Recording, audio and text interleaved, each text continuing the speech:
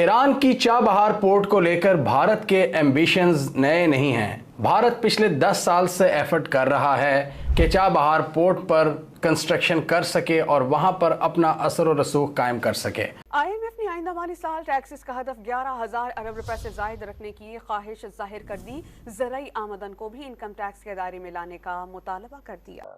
Gulf of Oman के करीब, ताकि वो बहुत सारी जो अपनी प्रोडक्ट्स हैं उसको एक्सपोर्ट कर सके Afghanistan, Iran, central Asia.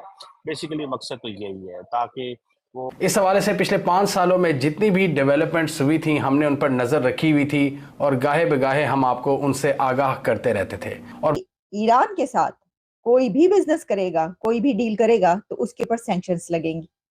Pakistan इस वजह से भी डर गया क्योंकि पाकिस्तान के तो आपको पता है कि अमेरिका के बगैर कहाँ जीना और मरना है, नहीं।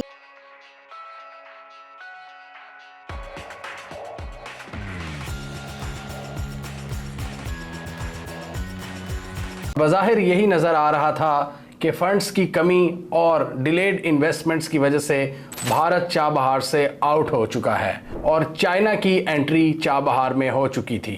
इससे क्लियर लग रहा था कि भारत की चाबहार में गेम ख़त्म हो चुकी है।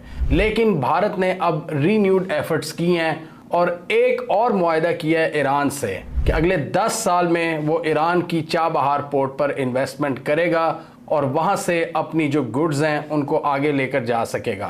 ईरान और भारत के इस कनेक्शन से ना सिर्फ ये दोनों ममालिक बल्कि अफगानिस्तान और सेंट्रल एशिया भी फ़ायदा उठा सकेंगे। इस डील की तफसीलात और किस तरह भारत यहाँ पर चाइना से कम्पीट कर सकता है आज की इस वीडियो में हम देखेंगे। तो 10 साल का एग्रीमेंट किया है भारत ने एक बार फिर कि चाबहार पोर्ट पर वो इन्वेस्टमेंट करेगा। चाबहार पोर्ट को कनेक्ट करने का ओरिजिनल ऑब्जेक्टिव ये था कि पाकिस्तान को बाईपास करके भारत ईरान और सेंट्रल एशिया से अपनी ट्रेड को एग्जीक्यूट करे, क्योंकि भारत को अफगानिस्तान और सेंट्रल एशिया की एक्सेस पाकिस्तान ने रोकी हुई है। ये सिर्फ 400 किलोमीटर्स का डिस्टेंस है, भारत के लिए बहुत शॉर्टेस्ट रूट है ये वाघा से लेकर तोरखम बॉर्डर तक। लेकिन पाकिस्तान अलाउ नहीं करता भारत को ट्रांजिट ट्रेड। पाकिस्तान अफगानिस्तान को तो अलाउ करता है कि आप भारत को एक्सपोर्ट्स कर सकते हैं, लेकिन इंडिया को अलाउ नहीं करता कि वो अपनी गुड्स इसी रास्ते भेज सके अफगानिस्तान और सेंट्रल एशिया। तो भारत काफ़ी अरसे तक पाकिस्तान की तरफ देखता रहा कि पाकिस्तान इसको ये रूट प्रोवाइड करेगा। बीच में बहुत से ऐसे वाक़यात हुए, कश्मीर वाला वाक़या हुआ 2019 में, पाकिस्तान ने ट्रेड मुकम्मल ख़त्म कर दी। जब पाकिस्तान सी पैक का इफ्तिताह कर रहा था उसके कुछ महीनों बाद भारत ने पाकिस्तान को पैगाम देने के लिए इस तस्वीर को पब्लिश किया और इस तस्वीर में हमने देखा कि किस तरह ईरान के प्रेसिडेंट, भारत के प्राइम मिनिस्टर और अफगानिस्तान के सदर, इन तीनों ने हाथ मिलाया और पाकिस्तान को पैगाम देने की कोशिश की कि आप हमें रास्ता नहीं दे रहे तो क्या हुआ, हम समंदर के रास्ते कनेक्ट कर लेंगे। तो जिस रूट की भारत को बड़े अरसे से तलाश थी पाकिस्तान से, जो लैंड रूट, जो शॉर्टेस्ट डिस्टेंस बनता था, भारत ने उसको टाटा बाय बाय कहने का फैसला किया और डायरेक्टली चाबहार से कनेक्ट करने का इरादा किया समंदर के रास्ते, और उसके बाद फिर लैंड रूट्स को इस्तेमाल करना था जो भारत की गुड्स अफगानिस्तान और सेंट्रल एशिया तक लेकर जा सकेंगी। और दूसरी तरफ पाकिस्तान भी अपने एम्बिशंस को जारी रखे हुए था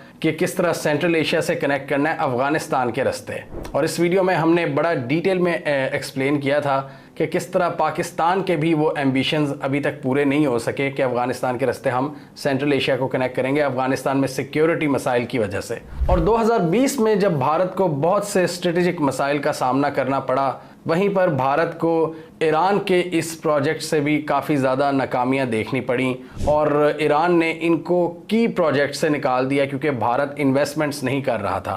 भारत के इन्वेस्टमेंट ना करने की वजह थी अमेरिका की सैंक्शंस का डर। भारत चाबहार पोर्ट पर उस तरह खुलकर इन्वेस्टमेंट्स नहीं कर पा रहा था जिस तरह ईरान को उम्मीद थी। तो इस तरह फरजाद भी गैस प्रोजेक्ट और इसके अलावा जो ज़ाहिदान का रेलवे प्रोजेक्ट था, जिन प्रोजेक्ट्स पर भारत ने इन्वेस्टमेंट करनी थी, वो भारत के हाथ से निकल गए और ऐसा लग रहा था कि भारत की जो गेम है वो बिल्कुल ख़त्म हो जाएगी चाबहार पर। पिछले साल हमने क्या डेवलपमेंट देखी कि चाइना ने चाबहार को कनेक्ट कर लिया और चाइना ने ईरान से मुआहदे किए कि हम चाबहार पोर्ट को कनेक्ट करेंगे। ईरान के लिए चाबहार पोर्ट इसलिए ज़रूरी है कि ईरान को इस वक्त ईस्टवर्ड कनेक्टिविटी चाहिए, यानी ईस्टर्न ममालिक की जानिब, एशियाई ममालिक की जानिब, जिसमें पाकिस्तान, भारत, चीन और दूसरे एशियाई ममालिक शामिल हैं। ईरान को पता है कि वेस्ट इनसे ज़्यादा अच्छा सलूक नहीं कर रहा, तो ईरान इसलिए अब ईस्टर्न ममालिक की तरफ देखता है, ईस्टर्न एक्सिस की बात करता है कि ईस्टवर्ड कनेक्टिविटी को बढ़ाया जाए और उस कनेक्टिविटी के लिए चाबहार पोर्ट बहुत इंपॉर्टेंट पोर्ट है। वो एक डीप सी पोर्ट है जो कि डायरेक्टली गवादर की कंपेटिटर है। तो इसलिए ईरान सारे इन्वेस्टर्स को यहाँ पर वेलकम करता है, चाहे वो भारत हो चाहे चाइना हो। तो चाइना ने जब पिछले साल चाबहार पोर्ट को कनेक्ट किया तो भारत के पॉलिसी मेकर्स भी बिल्कुल अलर्ट हो गए कि ये तो चाबहार पोर्ट उनके हाथ से निकल सकती है। तो इसलिए उन्होंने रीन्यूड एफर्ट्स किए हैं और अभी ये नया मुआहदा किया है। तो चाबहार पोर्ट की बात करें तो यहाँ पर दो मेजर टर्मिनल हैं, एक शाहिद बहिश्ती टर्मिनल और शाहिद कलंदरी टर्मिनल। भारत ने शाहिद बहिश्ती टर्मिनल पर इन्वेस्टमेंट करनी है और उस पर तकरीबन 5 बर्थिंग फैसिलिटीज़ है जिन पर भारत ने काम करना है और वहाँ पर लोडिंग अनलोडिंग जो पूरा इक्विपमेंट है उसको भारत ने उसमें इन्वेस्टमेंट करनी है, जिसमें मोबाइल हार्बर क्रेन्स भी शामिल हैं। जितनी ज़्यादा भारत वहाँ पर इन्वेस्टमेंट करेगा उतना ही ज़्यादा भारत को फ़ायदा होगा। जितना भारत वहाँ पर जदीद इक्विपमेंट लगाएगा उतना ही ज़्यादा उनकी जो ट्रेड है वो कम टाइम में हो सकेगी। तो इसके लिए डेफिनेटली बहुत ज़्यादा पैसा चाहिए, बहुत सी इन्वेस्टमेंट चाहिए जो भारत की तरफ से स्लो डाउन का शिकार थी और दूसरी कुछ अमेरिकन सैंक्शंस का भी डर था। और अभी भी यूएस का बयान आ गया है कि हमने चाबहार पोर्ट से रिलेटेड जो सैंक्शंस थी उनको हमने उनको नज़रअंदाज नहीं किया और जो कंपनीज़ ईरानियन कंपनीज़ के साथ तिजारत करेंगी हम उन एंटिटीज़ को बैन कर सकते हैं। और ऐसी ही धमकी पिछले दिनों अमेरिका बादर ने पाकिस्तान को भी लगाई थी जब पाकिस्तान ने फैसला किया कि हम पाक ईरान गैस पाइपलाइन मंसूबे को जारी रखेंगे। पाकिस्तान को भी ये धमकी मिल चुकी है और अब भारत को भी।